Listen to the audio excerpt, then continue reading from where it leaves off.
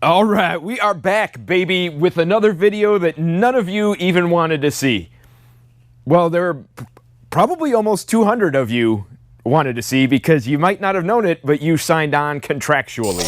I'll tell you what, if I get 10,000, no, 50,000, no. If I get like 100 likes on this video, which would be a lot for this video, then we'll do a video about finishing it. So as you can probably tell, we're moving into working on vehicles season and lawnmowers over here. It's no longer a wood shop, at least not for now. So without further ado, let me show you how the coffee table turned out.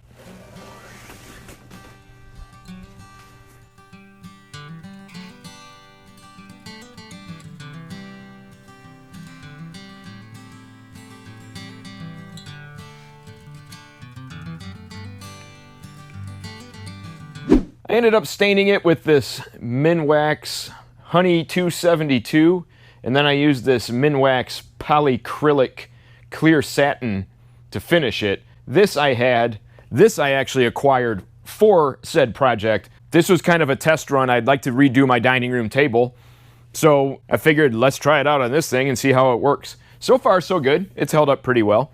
But after what you had seen was just a table and 4 legs, I proceeded to add everything down here. So before the finishes went on, let me show you what I did to finish the build. Okay, flipped her upside down to show what I did.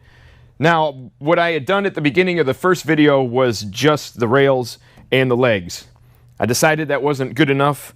These weren't attached the best because it's a little, you know, swoopty in there on the top. So what I did was run some CA glue, hit it with activator, so that has held up really well. Then I cut some angled pieces, glued those in also, and then I just took some little like 1 5/8 deck screws and ran those in. Then I put some rails along the bottom.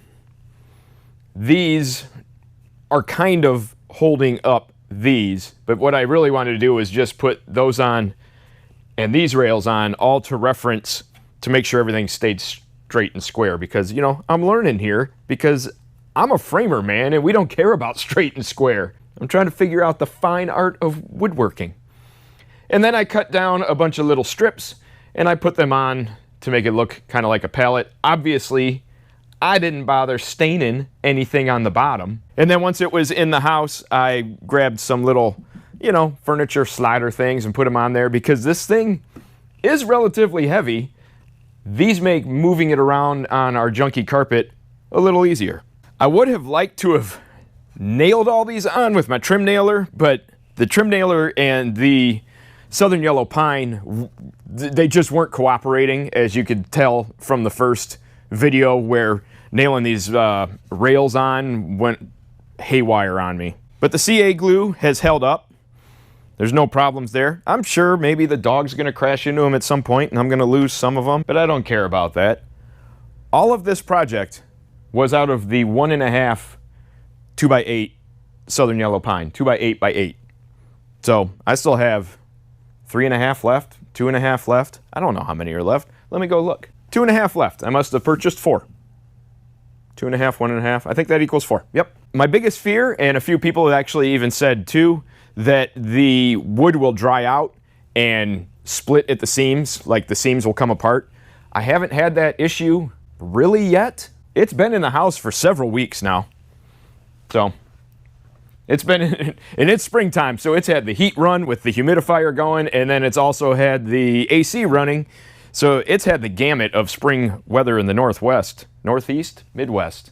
Yeah, I live in the Midwest, I think, as far as you guys know. I was a little under the gun and had a lot of other things going on, so I just came out here and did all the finish building and finishing. You know what I mean. On this when I wasn't running a camera. So I just wanted to get it done, get it into the house, get my garage back. So there's your update on it, as promised or threatened. Depends on how you look at it.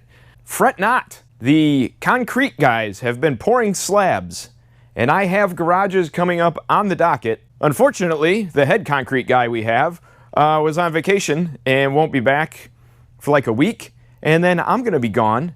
So we're looking about 2 weeks out from now, but then I hope to be building which means I hope to be running some cameras and making video of builds because that's what you guys want to see.